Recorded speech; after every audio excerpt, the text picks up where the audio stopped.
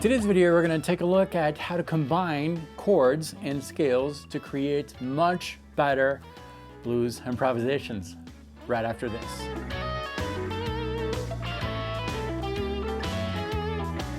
Hello, my name is David. Welcome to this channel, which is all about helping you develop your musical personality on the instrument so that you can tell a much better musical story. Today we're looking at a blues in E, but these concepts can be applied to whatever you want. And we're going to take a look at the chords of the blues so that we can better our comping of the blues, our rhythm of the blues, but also our improvisational skills. Everything is linked. The blues, as you know, is really made of 3 chords. Now we can add more chords, we can replace one chord with another one, we can approach a chord with another one, but at its core we have 3 chords. The 3 degrees of these chords are the 1, the 4, and the 5. That means that in a blues in E, we will have an E, which is the 1. Everything is attracted to that 1. Then we have the 4, which in this case would be A, an A chord, A minor for a minor blues, A dominant 7 if we're playing over a major blues, but A is the 4th degree. And you can see that because if I play a major scale from E, 1, 2, 3, 4, that 4th note is an A, so that's what makes the degree. And then we have the 5, which is B. So we have E, A, and B. Very traditional type of thing, and I could play those with dominant 7 chords, so E7, A7, and B7. Okay, great, no problem there, and that's been done over and over in the past. And that's kind of what you heard in the opening of this video, right? The backing track that I was playing over was just made of these 3 chords. We had a little turnaround at some point with these chords appearing a little bit faster at the very end, but in essence, we just had these 3 chords. And usually, when you improvise over a blues, when you start improvising, what do? Well, you go to the 1st degree, which is E, and play E minor pentatonic. It sounds great, right? But you will do that over the 3 chords all the time. And what makes this sound good is not the scale on its own, because if you just have this scale, what's missing? Well, the chords. These notes, these 5 notes that you're playing over and over, they sound kind of void of emotion, because a note by itself, as you know, I say this all the time on the channel, a note by itself is a sound. A note becomes something when it's attracted to something else. And when it's attracted to different things, as it is in the chord progression, a note becomes different things all the time. And the same thing can be said with a scale. A scale on its own is just a series of notes. Sure, they make sense in relation to each other. They're part of that minor blues scale, minor pentatonic scale, but now if you add the chords and these chords change in the back, the meaning of the scale will change depending on the chord it's being played over. So lick, that one could mean something else because of the chord now. Okay. The problem with the approach of just playing the minor pentatonic scale without a backing track is that now part of your brain is really not engaged at all. Your fingers tend to take over, you start to play the same exact licks over and over, you become very predictable, you might sound acceptable, you might even sound great to other people, but if you're honest with yourself, deep inside what you're playing is just not exciting, because you're playing the same thing over and over. So that's why we're going to look at the chords. And we've covered this before on the channel, but we're going to go a little further by replacing some chords with others. But if we look at the 1, 4, 5 degrees of the blues in E, we can play those 1, 4, 5s in multiple areas of the fretboard, right? Let's take a look at what happens when you play them here, which is the area that matches the 1st position of a minor pentatonic scale. Make things really easy. So we'll have something like this, an E7 in that position, followed by an A7, and then we have a B7 right here. Now if we look at these chords, well, obviously they're different, but they're also highlighting different notes that are not always in that minor pentatonic scale.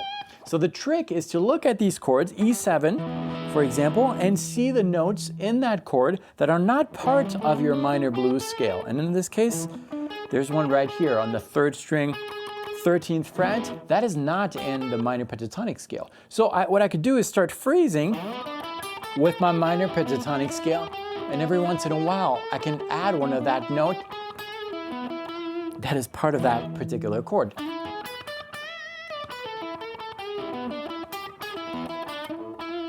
Okay, works great. And I can do the same thing with the next chord, A7.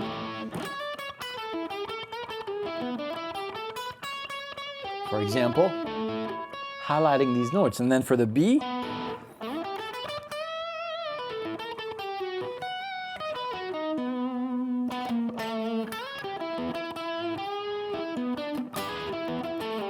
and what happens? Well, you hear these chords without needing the backing track, just in my improv.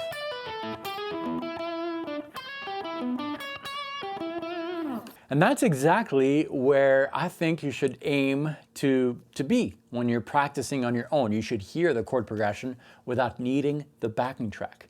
Now this is where things get kind of interesting, well actually very interesting I think. I've been spending a lot of my practice just doing these different things. It's when you can imagine different chords, replacing one chord with the other or approaching a chord with another, and using that as you are building an improvisation without the backing track. So I have just a few suggestions. There are a lot of other suggestions that you can do. For example, let's look at altered chords. So if you don't know, an altered chord is a chord that uses some tensed intervals, meaning that the chord is not super stable, it's tensed, and that suggests a direction in the backing track that is going, hopefully, somewhere better. Let me give you an example. That E7 that we had here can be replaced with an E7 chord with intervals that are a little tensed, altered. So take a listen to this. Stable. A little unstable. Something is happening there, right? But I'm still using the same core notes of that E7. This particular chord, which is an altered chord, has the E, which is the root. Then we have the minor 7, which is also found in E7. And then here we have the major 3rd. Okay, no problem there. But then here, ooh, that's pretty interesting. That is an augmented 5th. And then we have a diminished or a minor 2nd. So these intervals are kind of tensed, but I can use that in my improv. So I could be in the pocket playing my E minor pentatonic scale, highlighting some notes of that E7, and then, ooh, that is cool. That brings me somewhere else that's suggesting this chord, which will happen to highlight that we're going to a different chord, like the A7, for example. So now I can have something that suggests this. Take a listen to this.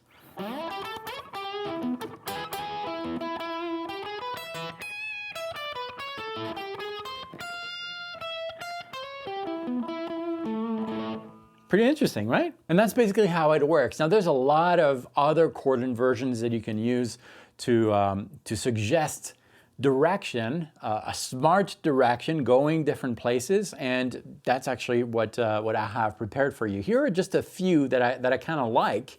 If you take, for example, an E7, again, you can do the altered thing that we just covered, but you can also do something like this, where you're taking that E7 chord, move that triad 2 frets below, so instead of E, you will have a D triad. Here's the fingering for this. I'm using strings 4, 3, 2 on frets 14, 13, 12. Play that 2 frets below with an E on bass, and you can replace that E7 with that particular chord. And in your improv, it might sound something like this.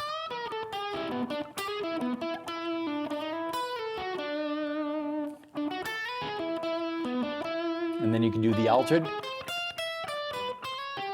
to go to that A7 chord. Here's the thing with these inversions and these exploration paths that you can take with chords.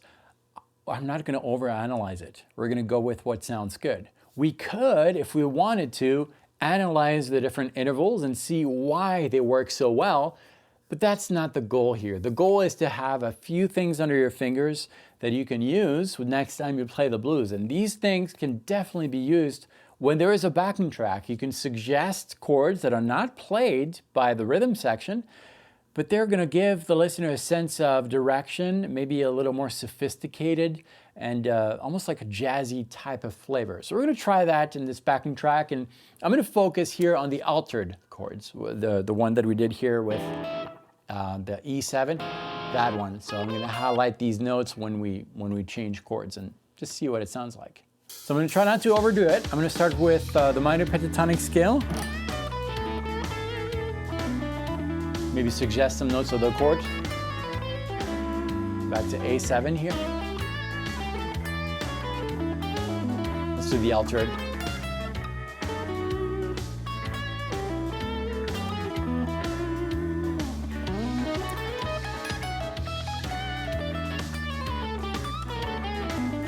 Back to pentatonic scale. That's the A, the E. You heard the altered there, right? And it's just exploring these different concepts. Now, if you want to go further with this, the backing track can be downloaded for free with other chord types, other chordal ideas that I would love for you to check out and explore. There's one in there that I really particularly like. I'll give you a quick teaser. It's the Robin Ford type chord. So if you have an E7, instead of playing that, you'll play something like this. Huh, interesting. But if you phrase with that, oh my gosh, some new things can definitely happen. So I encourage you to download these assets to go a little further. This channel, if this is your first visit, is really about inspiring you to explore new ideas. This is not the channel where you're gonna find some tabbed licks or lessons as this is exactly how you need to do it. No, because I believe that we're all unique, not only in real life, but also musically. We all have our own voice, and I hope you take this to heart and download the assets below. The page below will take you to a sign-up page if you've never signed up. It's completely free, and it'll give you access to pretty much all the videos on the channel, all the assets. Just sign up once, and if this is your first visit, thank you for watching this video till the end. I hope you learned something, and I hope that it inspires you to pick up the instrument to go a little further. Speaking of going a little further, stick around if you'd like, because one of these two videos is a magic video. Click on it, see what happens.